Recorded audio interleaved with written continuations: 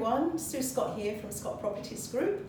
This is another educational video that we are doing today, looking at the issues that may come up when separating and divorcing. It's something that we have to cope with quite frequently with our buyers.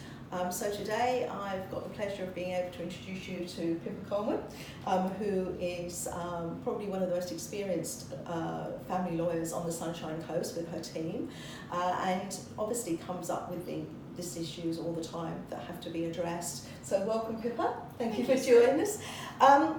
You must get a great deal of people coming in that situation and probably very stressed, very anxious about where they go, because it's obviously a very, very difficult time.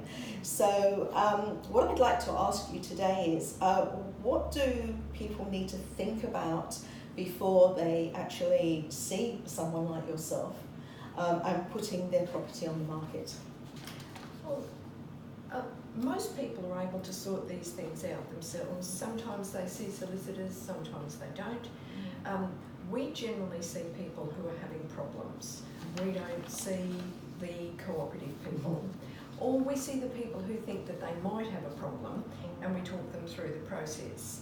So when someone comes in, we talk to them about what their situation is, and if they have a property to sell, then we ask them, is the other person going to cooperate with them or not?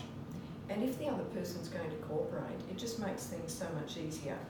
And we ask them to have a think about some things. If they're going to sell the property, who's going to live in the property while it's on the market?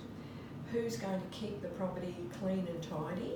And if there's a pool, who's going to look after the pool? Because if pools are allowed to get green and slimy, it can detract from their sale. We want to know what happens if someone doesn't keep the place clean and tidy. Can the other person come in and do it? Is it necessary to engage a professional cleaner? It's really interesting actually, because I hadn't kind of thought about that. So if you have got somebody that's separating and one party's remained in the house, and it may be that the person that's staying in the house, for example, it could be the female of the parties and doesn't want to do the pool and doesn't want to maintain everything. So you obviously then try to get the other party permission, if you like, is that the right word, to actually go in on those times and keep that momentum going, so we don't get the green slimy pool. Yeah. And does that work most times? Do people kind of... It depends. Again, some people cooperate, some people don't. And sometimes it's not keeping the place clean and tidy. Sometimes it's that someone wants to smoke in the house, the other one doesn't want them to. Okay. Sometimes there's a giant smelly dog that comes in the house, the other person doesn't want that. Sometimes it's someone won't allow a for sale sign to go up. Sometimes they disagree on who the agent is. So there can be lots of issues. When the pointy end is, though, is when there's an offer of settlement made, and one person might say, yeah, that's great, and the other person says, not enough, and carry on. Sometimes there's also disputes about who's going to pay the mortgage, who's going to pay the rates, who's going to pay the electricity.